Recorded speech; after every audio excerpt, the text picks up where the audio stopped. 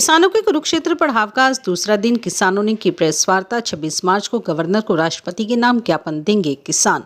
पूरी रात धरने पर डटे रहे किसान। मुख्यमंत्री आवास का नजदीक जिंदल चौक पर किसानों का चल रहा 3 दिवसीय धरना। कुरुक्षेत्र में किसानों का 3 दिवसीय धरना प्रदर्शन का आज दूसरा दिन है। किसानों ने बीती रात सड़क पर डटे रहे। पूरी सुबह किसानों ने एक प्रेस वार्ता की। किसानों ने कहा कि वह अपनी बात रखने मुख्यमंत्री के आवास पर जाना चाहते थे, लेकिन पुलिस ने उन्हें पहले ही बैरिकेडिंग कर रोक लिया। किसानों ने कहा कि किसान शांतिप्रिय तरीके से अपनी बात रखना चाहते हैं और पुलिस ने उन्हें जहां रोका वहीं पर उन्होंने अपना डेरा जमा लिया। उन्होंने कहा कि अमेरिका से भारत की ट्रेड डील भारत के किसानों को भारी नुकसान पहुंचाएगी। उन्होंने कहा कि जब अमेरिका से भारत एग्रीकल्चर प्रोडक्ट पहुंचेंगे तब यहां के किसानों को मंदी का सामना करना पड़ सकता है।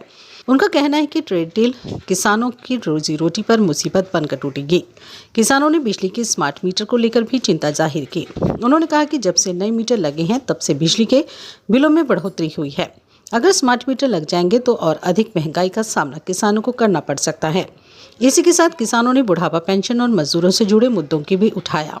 किसानों ने कहा कि सभी किसान संगठन अपने अपने तरीके से अपनी बात रख रहे हैं और आने वाले समय में सभी एक मंच पर दिखाई देंगे। किसानों ने अपनी आगामी रणनीति के बारे में बात करते हुए कहा कि किसान 26 मार्च को गवर्नर को राष्ट्रपति के नाम ज्ञापन देंगे और इसी के साथ घर घर जाकर ट्रेड डील से होने वाले नुकसानों के बारे में किसानों को अवगत कराएंगे। सबसे पहले तो सभी पत्रकार साथियों का यहाँ पर बहुत बहुत स्वागत है। हरियाणा किसान मजदूर संघर्ष मोर्चे के आह्वान पर जो हमारे 10 संगठनों का, पूरे हरियाणा के 10 संगठनों का हमारा मोर्चा है, उसकी कॉल पर मुख्यमंत्री आवास पर हमारा 3 दिन का जो महापड़ाव था उसका आज दूसरा दिन है। हालांकि हम सरकार से, मुख्यमंत्री से मिलने के लिए आए थे, बात करने के लिए आए थे, लेकिन हरियाणा का मुख्यमंत्री पता नहीं क्यों बात नहीं करना चाहता, बैरिकेडिंग लगाकर रोक रखा है। और पहली बार हम ये देख रहे हैं कि पूरे कुरुक्षेत्र में हरियाणा के मुख्यमंत्री का जो निवास है उसे चारों तरफ से बैरिकेडिंग लगा के रोक रखा है, किसी को वहां पे जाने नहीं दिया जा रहा। एक तरफ हरियाणा का मुख्यमंत्री ये कहता है कि 24 घंटे हरियाणा के लोगों के लिए मेरे घर के दरवाजे खुले हैं, लेकिन आज वो हमसे बात नहीं करना चाहते, हमसे मिलना नहीं चाहते।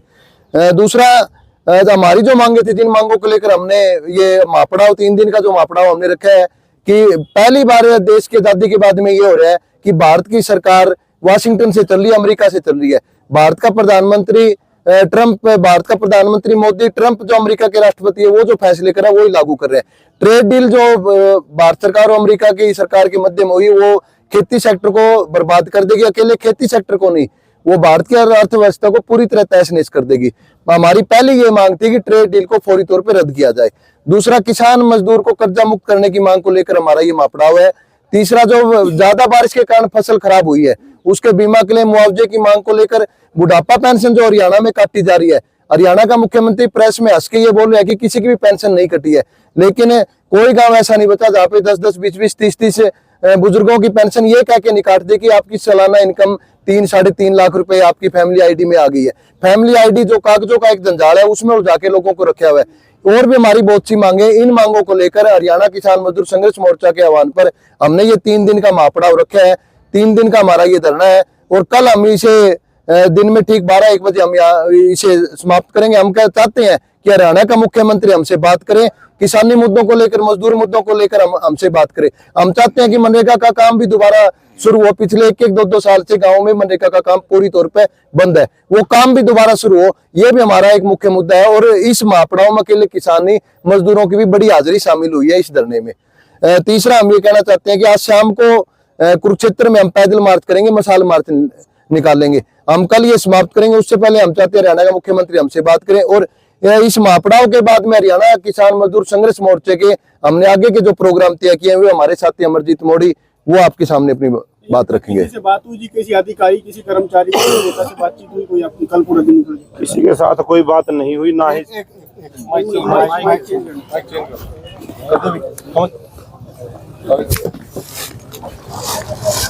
साथियों का धन्यवाद। ये जो 3 दिन का महापड़ाव है हरियाणा के मुख्यमंत्री के आवास पर, सबसे पहले तो मैं अपने भाई संजू नंबरदार जो कुरुक्षेत्र के प्रधान हैं, इन्होंने सारी व्यवस्थाएं, इनकी टीम ने पूरी संभाली, इनका बहुत बहुत धन्यवाद। सारे प्रबंध किए हैं। और जो ये महापड़ाव है 3 दिन का, देखिए हम जो सब लोग हैं ये किसान के रिप्रेजेंटेटिव हैं। किसान घर में भी बैठे हैं, खेत में भी काम कर रहे हैं, यहाँ भी आए हैं। परंतु पीड़ा एक ही है, अगर जिस तरह ये ट्रेड डील हो रही है उस अमेरिका का किसान को बहुत हैवी सब्सिडी मिलती है, जबकि यहाँ एक टोकन के तौर पर 6,000 रुपये मिलते हैं, 12,000 रुपये मिलते हैं, और वहाँ तो लाखों में मतलब एवरेज है 62 लाख रुपए की, और उसके कंपटीशन में हमारे को उतारा जा रहा है। अब वहाँ के यदि एग्रीकल्चर का सेक्टर है, पोल्ट्री का है, डेयरी का है, यदि खोल दिया जाएगा तो उनके प्रोडक्ट यहाँ सस्ते मिलेंगे, तो यहाँ किसान का क्या हाल होगा।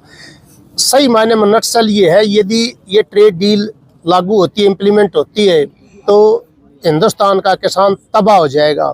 उसके साथ साथ मजदूर का मरना तो लाजमी है, जब काम ही नहीं बचेगा। मनरेगा का क्या हल कर रखा है। और अब दूसरी एक सम्मान निधि की बात थी पेंशन की, चाहे वो विधवा पेंशन थी, चाहे वो बुढ़ापा पेंशन थी, चाहे विकलांग पेंशन थी, उसको एक ये जंजाल जिस तरह सुहास साहब ने कहा था आईडी के उसमें, अब आईडी का तो बच्चे काम कर रहे हैं, उनका भी कई बार खरीद की पेमेंट मंडी से वो भी किसान के उसमें आ जाती है।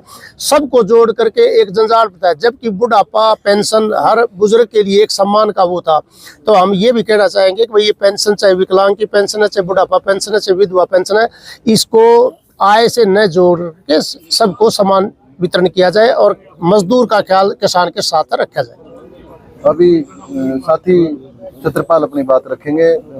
भारतीय किसान पूरा दिन निकल गया आज। कोई किसी के साथ बातचीत नहीं हुई। जब सरकार ने बातचीत नहीं की तभी तो हमने ये पड़ाव डाला है कि जो हमारे साथ 1 सितंबर को हम यहाँ आए थे, सरकार ने हमारे साथ एक मीटिंग की भी थी राजेश खुल्लर ने, लेकिन कोई भी किसी बात के ऊपर उन्होंने हमारी जो सुनवाई की उसके ऊपर काम नहीं किया। तभी हमने ये प्रोग्राम बनाया था, लेकिन आज भी कल भी कोई किसी तरह का मैसेज हमारे पास नहीं है। कोई रणनीति बनाई जाएगी कल के अलावा? कल से अगला प्रोग्राम बनाया जाएगा जहां यूएस डील के ऊपर पूरे प्रदेश में हम घर घर जाएंगे, और वहीं आने वाली 26 तारीख को 26 मार्च को गवर्नर हाउस जाकर हम अपना मांग पत्र देंगे कि सरकार राष्ट्रपति के नाम कि ये जो यूएस डील की गई है, जिससे पूरे देश के अंदर तहस नहस होनी है, चाहे अर्थव्यवस्था की बात है, चाहे किसान मजदूर की बात है, चाहे आम आवाम की बात है, क्योंकि यूएस डील से पूरे देश का एग्रीकल्चर सेक्टर खत्म कर देंगे। 2-3 साल एक बार लोगों को कहेंगे कि यहाँ पर महंगाई कम होगी, लेकिन महंगाई कम के नाम पर वहां से बाहर से जो इन्होंने $500 बिलियन का व्यापार करना है, उसके बाद यहाँ का एग्रीकल्चर सेक्टर टूट जाएगा, वो खेती के लिए नहीं रहेगा। फिर पूरे देश को महंगाई का सामना करना पड़ेगा। बाहर की कंपनियां, बाहर के देश अपनी मर्जी से, जैसे पहले हमारे देश की प्रधानमंत्री में उनसे मिन्नतें कर कर भीख मांग मांग कर अनाज वहां से लेकर आते थे, वैसा हालात सरकारें बनाने चाहती हैं। जिस किसान ने और मजदूर ने, किसान ने कम से कम रेट के ऊपर अपनी फसल बेचकर, मजदूर ने कम से कम दिहाड़ी के ऊपर, मेहनतनामा के ऊपर इस देश का निर्माण किया है, ये सरकार इनको नहीं चाहती। लेकिन कारपोरेट के लोगों के लिए कानून बनाकर इस देश के लोगों को कारपोरेट का नौकर बनाना चाहती है। लेकिन हरियाणा किसान मजदूर संघर्ष मोर्चा जहां पूरे संगठनों के साथ एकता के लिए भी हाथ बढ़ाने की बात की है, और आगे एकता के लिए जो भी प्रोग्राम रखेंगे सभी संगठनों से मिलेंगे हमारे साथी भी। जो यूएस डील है वो कोई छोटा मुद्दा नहीं है। जब तक पूरे देश के किसान आगू मिलकर नहीं लड़ेंगे, पूरे सामाजिक, गैर राजनीतिक, राजनीतिक सब लोग मिलकर ये लड़ाई नहीं लड़ेंगे, तब तक सरकार बैकफुट पर नहीं जाएगी। पूरे लोग मिलकर जब लोगों को समझाएंगे कि इस यूएस डील से किन किन लोगों का, किन किन से छोटे व्यापारी का, छोटे दुकानदार का, किस किस का नुकसान होना है, पूरा बात लोगों तक तभी जाएगी जब सब लोग मिलकर लड़ेंगे। एकता के लिए भी हरियाणा किसान मजदूर संघर्ष मोर्चा पहल के आधार पर बातचीत भी करेगा सभी साथियों से, और आने वाली 26 मार्च को गवर्नर, राष्ट्रपति के नाम गवर्नर को चंडीगढ़ में ज्ञापन भी सौंपेगा। तो वहाँ कितने लोग जाएंगे गवर्नर हाउस? वहाँ एक पहला सेमिनार होगा किसान भवन में, और उसके बाद फिर वहाँ मौके के ऊपर देखेंगे कितने लोग जाएंगे कितने नहीं। गुरनाम सिंह चौटानी ने भी इसमें भाग नहीं लिया और कई संगठन जो है वो भाग नहीं ले रहे, उसकी वजह देखिए सभी अपने अपने, आपको पता है लंबे समय से अलग अलग जथेबंदियां काम कर रही हैं, वो भी अपने तरीके से काम कर रहे हैं। उन्हीं बातों के ऊपर हमने कहा भी हम एकता के लिए भी मिलेंगे सभी साथियों से, ताकि ये जो पूरी आवाम की लड़ाई है मिलकर लड़ी जा सके।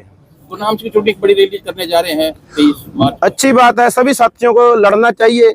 अगर सभी लोग आवाज उठाएंगे तभी सरकार को खतरा पैदा होगा। अगर हम नहीं बोलेंगे, घर बैठ जाएंगे, तो सरकार ना जाने और कैसे कैसे तुगलकी फरमान जारी करेगी। अमरजीत जी, कल समापन के बाद कोई ज्ञापन भी सौंपेंगे या सिर्फ? कल कोई ऐसा प्रोग्राम अभी नहीं बना है विज्ञापन सौंपना, क्योंकि ज्ञापन हमने बहुत बारी दे भी चुके हैं, लेकिन फिर भी अगर कोई बातचीत सहमति बनी तो उसके ऊपर कल विचार करेंगे। इससे आगे का जो महापड़ाव से अगला जो हरियाणा किसान मजदूर संघर्ष मोर्चा का जो प्रोग्राम है उसकी जानकारी विस्तार से थोड़ा साथी लखविंदर देंगे।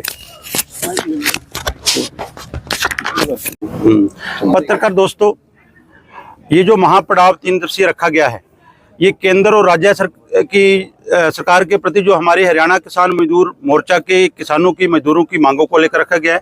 कुछ मांगे केंद्र सरकार से प्रति हैं, कुछ हरियाणा सरकार के प्रति हैं। जो केंद्र सरकार की मांगे हैं उसमें फ्री ट्रेड एग्रीमेंट है, और जो किसान आंदोलन के पहले पुराने आंदोलनों की मांगे हैं, MSP खरीद गारंटी कानून, स्वामीनाथन आयोग, फसलों के भाव, किसानों मजदूरों की संपूर्ण कर्जा माफी है। जो हरियाणा सरकार के प्रति मांगे हैं, जैसे हम चाहते हैं भी जैसे 10 लाख रुपए का जो इलाज है फ्री इलाज किया जाए, इसको घुमाया फिरा के या कोई योजनाओं के तहत नहीं, हर एक नागरिक को, चाहे पत्रकार साथी हो, चाहे हरियाणा का हर एक बासिंदा है, उसको 10 लाख रुपए का फ्री जो इलाज मुहैया कराया जाए। उसके साथ जो हमारी आए साल बाढ़ आती है, चाहे घग्गर नदी है, चाहे हिसार घग्गर ड्रेन है, चाहे और भी नदियां हैं, उनकी सफाई करके, उनकी खुदाई करके उनकी तटबंदी मजबूत की जाए। हमारे माननीय मुख्यमंत्री जी पंजाब में जाकर कहते हैं MSP थी, MSP है, हम तो 24, कभी कहते हैं 24 फसलें खरीदते हैं, कभी कहते हैं 23 फसलें खरीदते हैं। लेकिन आप जिस एरिया से हैं, यहाँ सूरजमुखी के हालात देख लेना, दूसरी फसलों के धान घोटाला हुआ, यहाँ पर बहुत बड़ा घोटाला हुआ है, आप सबने मीडिया ने भी दिखाया है। तो उसमें जो मुख्य लोग हैं उनको बचाकर छोटे छोटे को अंदर किया जा रहा है। एक करनाल को छोड़ के वहीं बड़ी कार्रवाई कहीं नहीं हुई है। तो हम आपके चैनल के माध्यम से माननीय मुख्यमंत्री नायब सिंह सैनी जी को कहते हैं, आप अपना घर पहले संभालिए, पंजाब में फिर जाइए, हमें कोई इतराज नहीं, आप पॉलिटिकल रैलियां करें, अपनी प्रशंसा करें, लेकिन जहां का जो किसान है वो खुदकुशी करने को मजबूर है, कर्ज के नीचे दबा हुआ है, लेकिन आप पंजाब में जाकर रैलियां कर रहे हैं। तो इसीलिए ये जो महापड़ाव है, अभी सुभाष साहब ने बताया, मोदी जी साहब ने बताया भी, हमें जिस तरह से सरकार के चारों तरफ से हमले हो रहे हैं किसान पर, मजदूर पर, आप पत्रकार भाईचारों को भी छोड़ा नहीं जा रहा है, तो उसके लिए हमें एक होकर लड़ाई लड़ने की जरूरत है। उसके लिए प्रयास जारी है।